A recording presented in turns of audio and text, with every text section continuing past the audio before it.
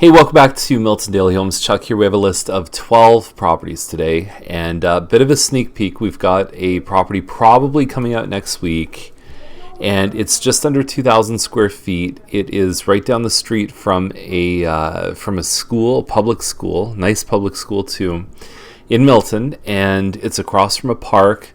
Double garage, nice patterned concrete driveway, pathway. The yard is wider in the back. It's deeper than most of the other lots in town. It's all brick. Nice open concept layout too. So anyway, we're thinking, the first digit's a 7, probably, around mid, maybe a little less than mid. But if you're interested in that, let me know. I have the video. I don't have it published, but I can share it with you if you're interested. It's a lovely property. So anyway, let's get started with these 12 listings. There's not many things I'm sure of in life, but I am sure that I love my wife and kids, and I am sure that this place is going to sell on Cargill for sure. 569.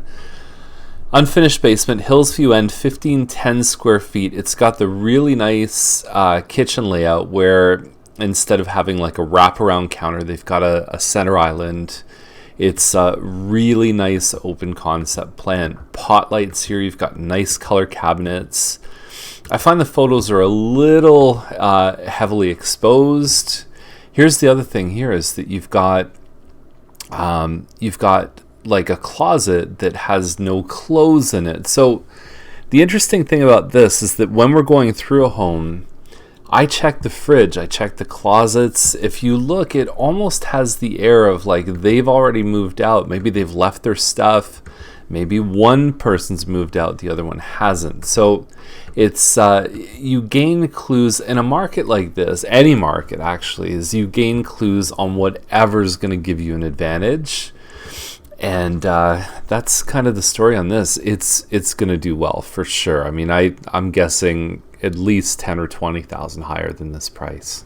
Now, we just saw a home last night, 1,600 square feet, sell for $690. This one is 1,725 square feet on Pringle at $589, and kind of the same as the home we just talked about. I mean, this home is put together nicely, good finishes, and it's for sure going to end up with a 6 as the first digit. So get ready for some competition on this one.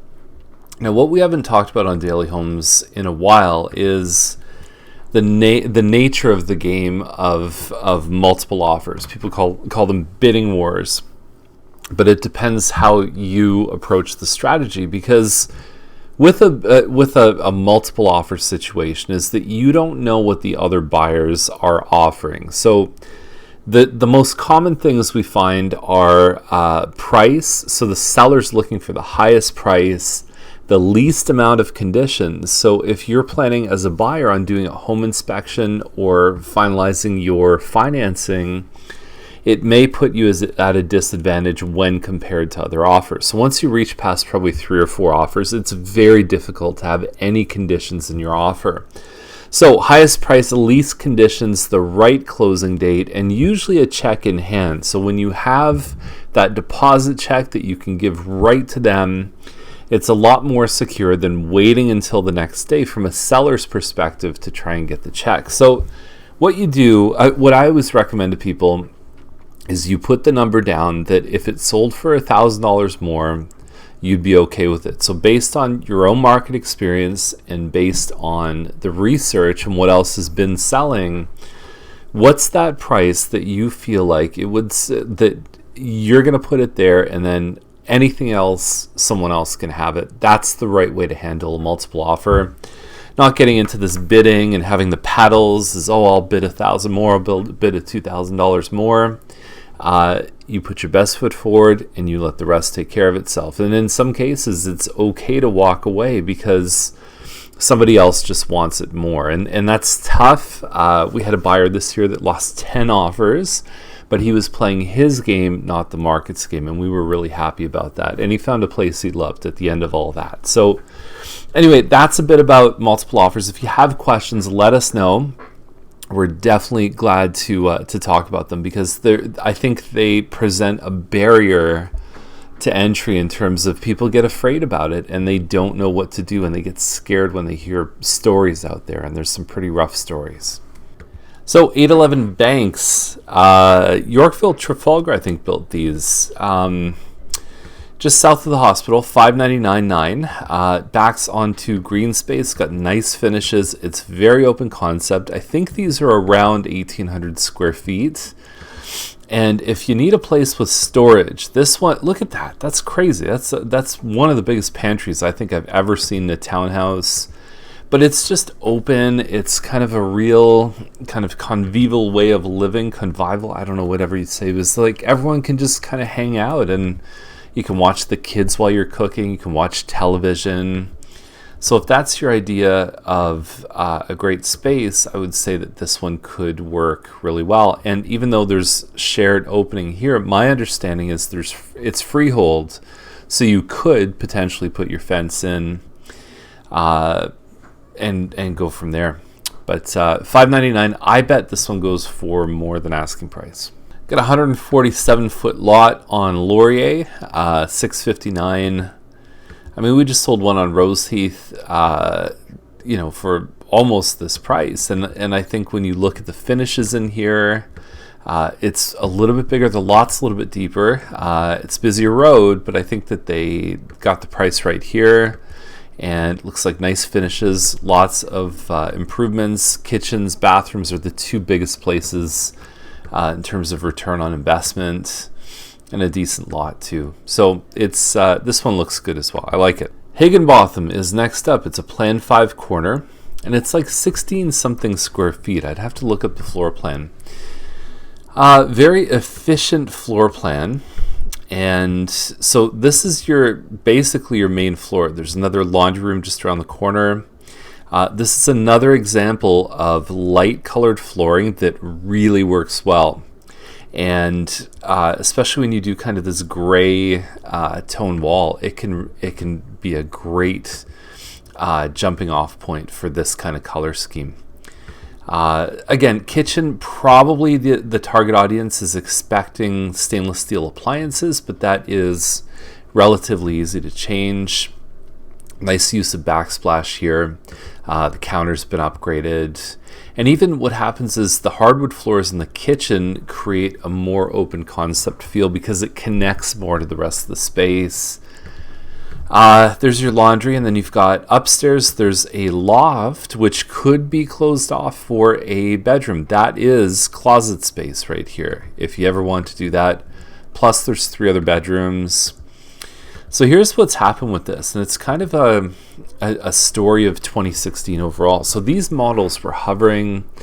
I had clients that just missed out on one for $645, and this was just a few months ago. Before that, $635, $640, but they weren't in great locations. But anyway, that was kind of where the market was. And then there was one on Lederman that sold for $665. It was actually very nice. Same floor plan as this. Then the one across the street lists for $699. And I went into it. It was not nearly as nice as the $669. It was just a couple weeks later. Someone walked in, gave them $700,000. So all of a sudden, the watermark completely changed. And so these guys are basing their sale on that. And what also happens is people look at this one as a double garage if they don't know the square footage, because remember it says 1,500 to 2,000. It actually feels a little bigger than what it is, especially on the second floor. They will come in and oftentimes pay the money for the homes that are 200, 300 square feet more. So I don't know. I mean, this one could end up selling for $720, $730. It could also, the market could kind of say, well, let's scale it back a bit. But I have a feeling this one's really going to push these into the sevens as the norm. And we just saw, again, that single car garage, 1,600 square feet, sold for $690 last night. It is a very tough market for buyers because this kind of stuff happens all the time. It's like, hey, I thought I could buy this home, and all of a sudden it drifts right past your comfort point. So London Terrace, $899.9. We've seen this floor plan sell for this.